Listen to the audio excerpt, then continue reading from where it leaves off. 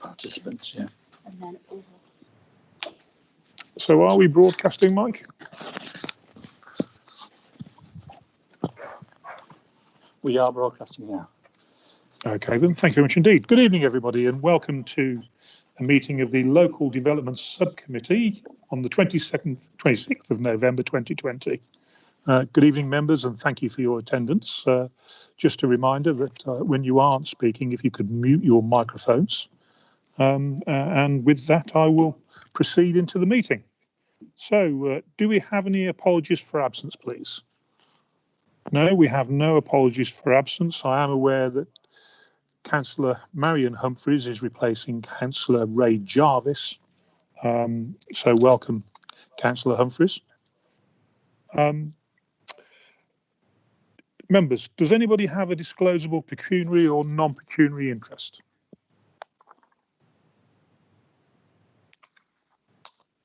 No, thank you very much indeed. Can I just, this iPad at my side is broadcasting sound.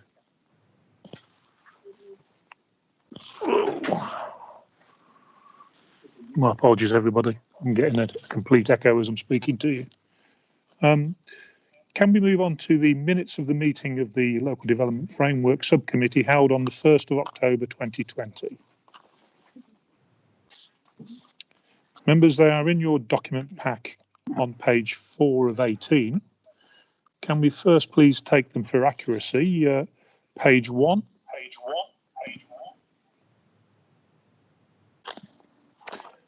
Page 2.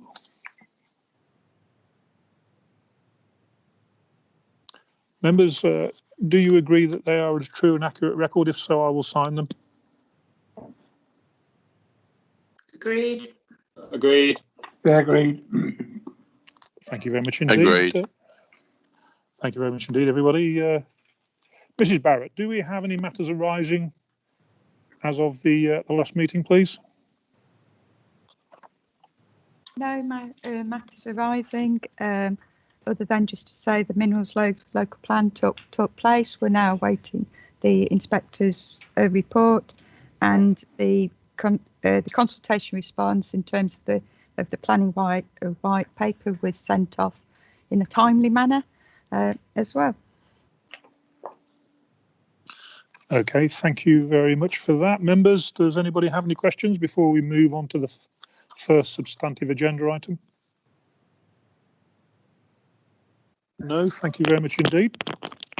In that case, then we go to agenda item number 5 in your pack, which is on page 6 of 18. Mrs. Barrett, will you be presenting this? Yes, I will. It was just really as an update to say that the local plan is still progressing.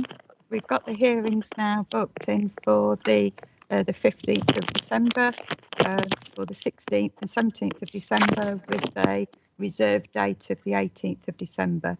And I'm pleased to say that we had a test of the virtual hearings earlier this week with the inspector, and it actually went very well. And that goes down to Gary and Trudy in particular doing a sterling job in getting us online. So that was fabulous. And so that we know the hearings will now definitely take place. And that was the only update that I would like to give. Okay, then. Thank you, Mrs. Barrett. Members, noting that the meeting with the Government Inspector will take place on the 15th to the 17th of December. Do any members have any questions for Mrs. Barrett? I've got a dreadful echo here. Can you hear it as well? Yes. Yes. No. Yeah. Okay. Right. Councillor Chambers, I can see you have your hand up. Yes, thank you, Chairman. Just on the process of the hearings, I spoke to Kerry Truman just yesterday about the issue of participation by those who have given submissions to this last round of consultation and what the process might be. Clearly, from what she's saying, the inspector is going to hold it as a roundtable discussion, which if you want to speak, you have to let her know by December the 7th. But more importantly, she did say there was going to be a test run of those that want to take part, just to make sure that this dummy run doesn't have any glitches as far as people from outside, apart from the officers in the Borough Council, being able to take part as well, since it's all being virtual. So I was just curious, when Dorothy says it all went to plan, the virtual, rehearsal, have I missed something in terms of, or is there another one planned for the wider participants to these hearings? Excellent question. Mrs. Barrett? The first one that we had was purely with the programme officer and the inspectorate. So there was 3 people from the planning inspectorate, because they needed to be comfortable that it was going to work and that all the technology was in place. Yes, there's a practice for the participants on December the 10th, and that's for those that are going to be taking part in the actual hearings themselves. Because, as you know, anybody will be able to listen to it through the YouTube channel, but those that are actually physically taking part can take part in the test on the 10th of December. Thank you, Chairman. Can I ask something else, not about the process of the hearings, but the matters that were in the letter from the inspector, which describes each element of the hearings and what they're going to, in broad sense, concentrate on? Because for example, I do recall at the last LDF, we talked about the position around the A5, the clarity on the detail of the 78 million, and what we were going to be able to say by the time the hearings happened in terms of the more specific update on what is proposed, which is obviously crucial to almost every aspect of our local plan in terms of improvements to the A5. So is Dorothy going to take us through each of the hearing sections? Is that your intention, Chairman? Because there's some key issues, obviously, in all of these things, which it would be helpful to know where we've got to in since the main modifications were sent in. No, that wasn't the intention tonight. Obviously, the report is there just to be noted. Without going into any specific detail about any of the representations that have been submitted, because they will obviously be fully debated when the inspector considers them. Mrs. Barrett, do you have anything to add to that?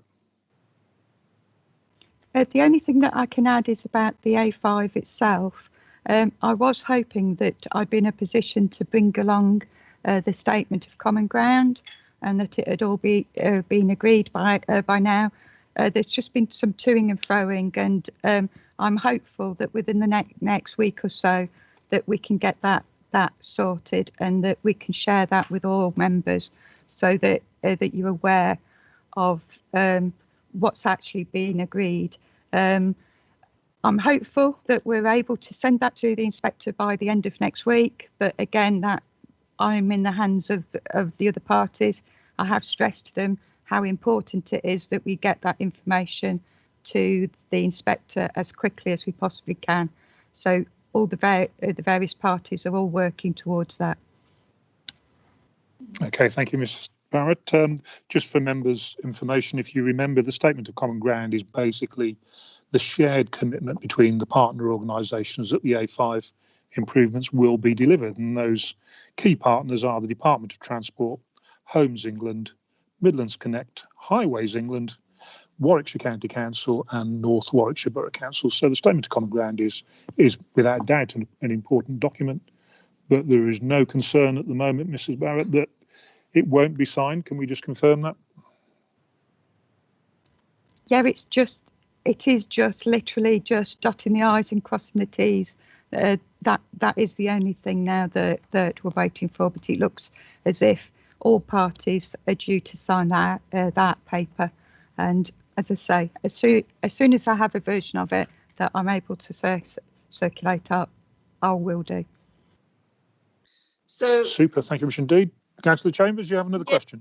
I just think this is so crucial to our, infrastructure and the viability of the plan that I must say I was expecting more than just a statement of common ground. I thought there would be some specificity about the way in which the 78 million is, after all, I think it was allocated nearly 2 years ago, was it? About what was intended as far as, that link and the housing trajectories and the rollout of the developments around the A5 being realistic and in accordance with the timescales that are proposed. So, can I ask Dorothy how you see the afternoon session where there's clearly going to be some requirement, at least one would read that into the inspector's request about specificity, or is it going to be a sort of, trust us to duty, we have these things like called memorandums of understanding, duties to cooperate, and whatever this common ground is, but it doesn't actually mean anything until it becomes a reality, does it, in terms of commitment to action and spending money. And I'm worried about what we're going to bring to the party nearly a year on since the inspector first really wanted to look at what was happening around the A5, and all we've got is a sort of assurance that the money's there. Or does that not matter? Okay, Councillor Chambers, thank you. We note your concerns. Mrs. Barrett, can you just confirm the legal status of the statement of common ground, please? It probably is a statement just confirming the position of all the parties. But in terms of the commitment of the government to actually provide the funding, that was announced in the budget of 2020. And this is now the mechanics of how that money and who is going to actually deliver the scheme.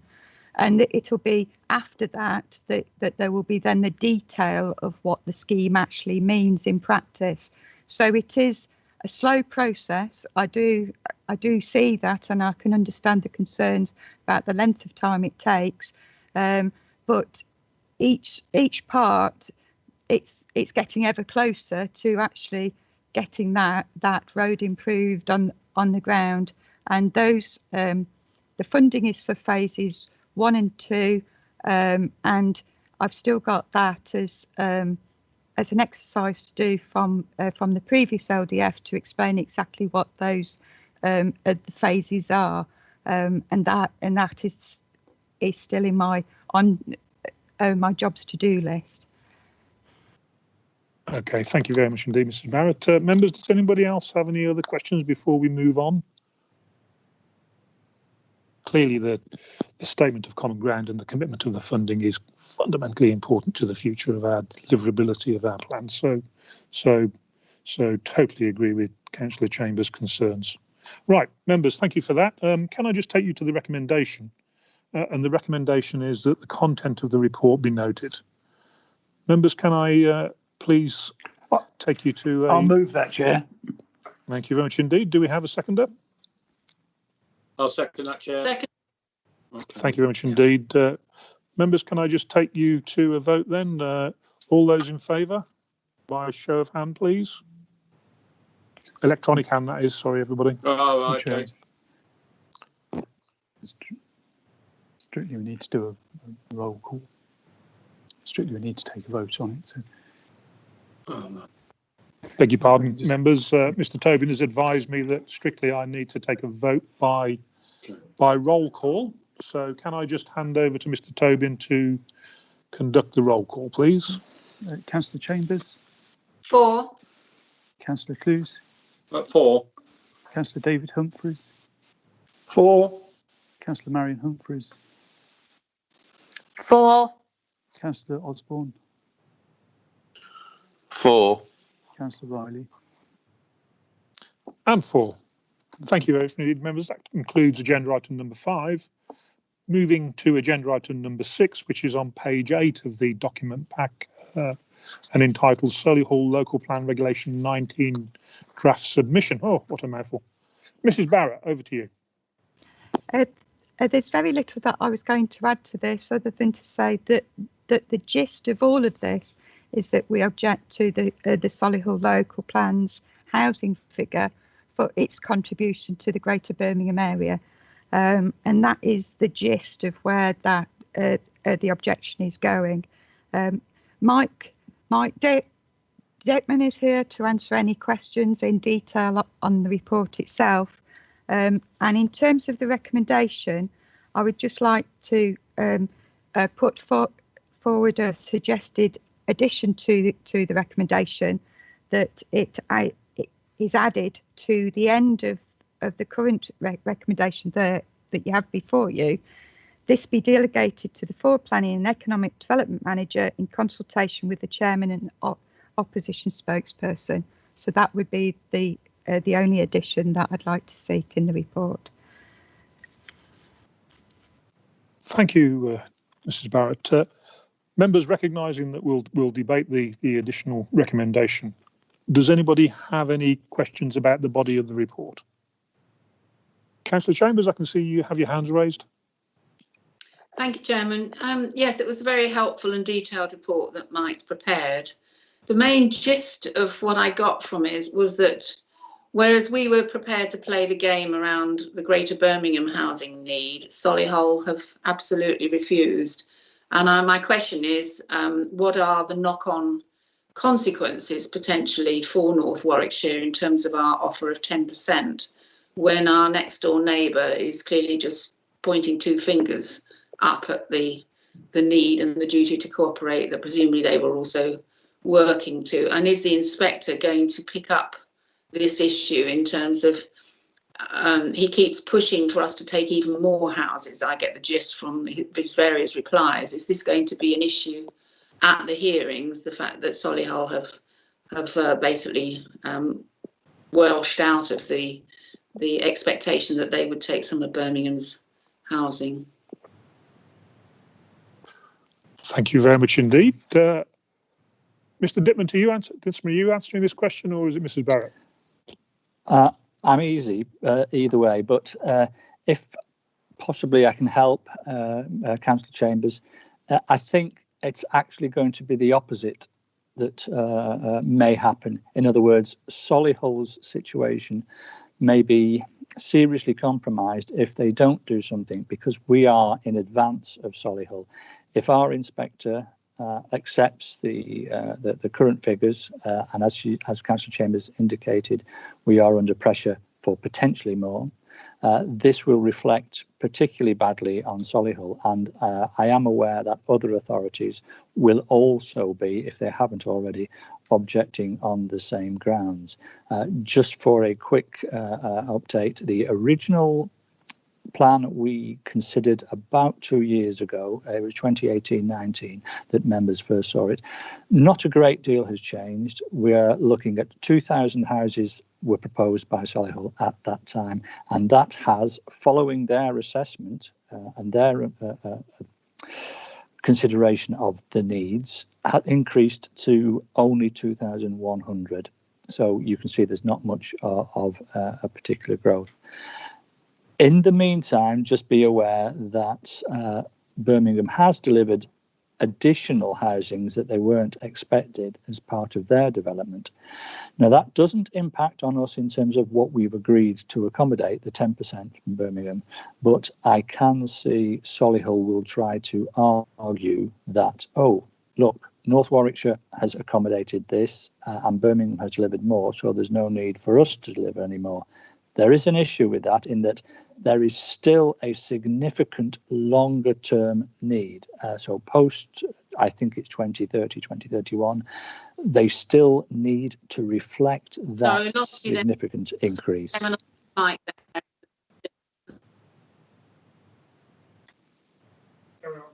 Mike. Sorry, Chairman, I couldn't hear the rest. I couldn't hear the rest of what you said. You faded out. Sorry. Right. Mr. Dittman. Yeah. In simple terms, they have to look at the longer term need, even if they try and argue a short term compensation because Birmingham and ourselves are delivering more. Significantly also, they aren't addressing the balance between their economic growth, which is significant, and the housing. And that is a specific matter that we addressed in our local plan. And that has been one of the main issues, that if we're accepting and are developing a reasonable amount of employment, that needs to be in balance with the housing and vice versa. And both myself and Dorothy don't believe that the current plan from Solihull addresses this at all. They are very for the economic growth, but they are not prepared to address significantly the migration that will impact, and they won't significantly address the long-term shortfalls that have already been identified, particularly post 2031. I think that's it, Chair. Thank you. Thank you, Mike. Members, does anybody else have any questions before I add an observation from the Chair? No, thank you. The observation that I have asked Mike and Dorothy to include in the submission to HS2 to Solihull is to remind them of the commitments as well that are intrinsic within the HS2 Act of Parliament, which is about constructing a cycle path that will run from Coleshill to the HS2 interchange station, which will be set at the UK Central Hub. This cycle path is fundamentally important to the green agenda, green transport economy, and safe commuting to Birmingham City Centre for anybody that would choose to cycle in. So the proposal is that we add an additional reminder about the need for the cycle path, and in the hope that Solihull will accommodate it and also link it into a route known as the Coal Valley Way, which would mean that from North Warwickshire you could get all the way into Birmingham without having to cycle anywhere on a road. Councillor Chambers, I can see you have your hand up again.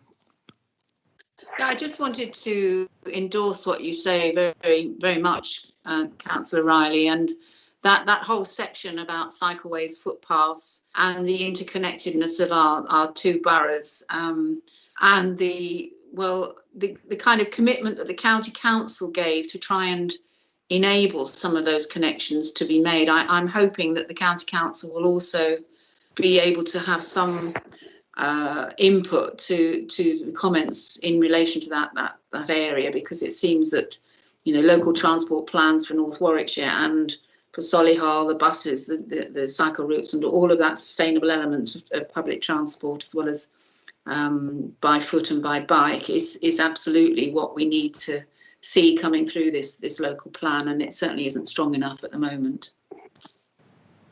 Thank you very much. And the only other thing that I would add, members, is just to remind you that on 4.2 the report references the UK Central Hub, which possibly for this local planning period, but definitely for the next one, will have a major influence over North Warwickshire, right on our border, major economic and residential development, and we will have to be on our guard to make sure that A, we manage the risks, and B, that we also recoup some of the benefits to North Warwickshire as we move forward and we watch the UK Central Hub develop. Councillor Chambers, you have your hand up. Is that a new comment or a legacy hand?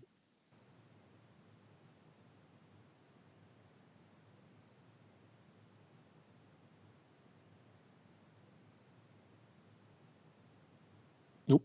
Councillor Chambers, are you wishing to speak? You have your hand up. Sorry, Chairman, no, I didn't have my hand up for that, but... Okay, thank you very much indeed. Right, members, we do have a proposed addition to the recommendation as is printed on page 8 of your document pack. And the addition, members, is that we add a second part that says, this be delegated to the Forward Planning and Economic Development Manager in consultation with the Chairman and the opposition spokesman. Members, I see no problem with the addition of that recommendation. Would everybody support that? Mr. Tobin, do we need to vote on the inclusion of the additional recommendation, or is that acceptable to vote on the main recommendation, including that. Strictly, we need to take a vote on both, Chair. Okay, members, thank you very much indeed. So, Chair, do we have Councillor Humphrey do we put have a his hand formal up. proposer? oppose it, yeah. So members, can I first ask, do we have a proposer to include the additional? I'll propose it. Councillor Humphreys? Thank you. And do we have a seconder? I can second that. Thank you, Councillor Clues. So I'm just going to hand over to Mr. Tobin then to take a vote on the inclusion of the additional wording for the recommendation to the board. Mr. Tobin. Thank you, Chair. Councillor Chambers, 4, Councillor Clues, 4, Councillor Humphreys, sorry, David 4. Humphreys, Councillor Marion Humphreys, 4, Councillor Osborne, 4, and Councillor Riley. 4.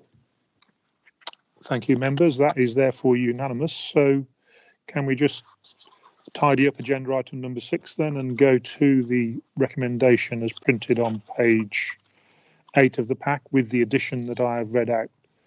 Members, are you happy to move to a vote on that double recommendation? Thank you. Can I have a proposer for the two recommendations as stated, please? I'll propose that. Thank you, Councillor Humphreys. You are very active tonight, I must say. This is noted. Can I have a seconder, please? seconded. I'll second it. No, too late. Too late. Councillor Chambers straight in there. Okay, yeah. Mr. Tobin, over to you for a vote, please. Thank you, Chair. Councillor Chambers, 4, Councillor Clues, 4, Councillor David Humphreys, 4. Councillor Marion Humphreys, 4, Councillor Osborne, 4. Councillor Riley. 4. Thank you, Chair. So therefore, it is carried. Members, that concludes the business on the agenda for this evening. Mrs. Barrett will be in touch with an update on the highways agreement and also on any other matters prior to the hearing starting, and we'll get back to you on proposals for any rehearsal for the main hearing. So can I just thank you for your attendance and contribution tonight, and good evening. Yeah, good night, everybody.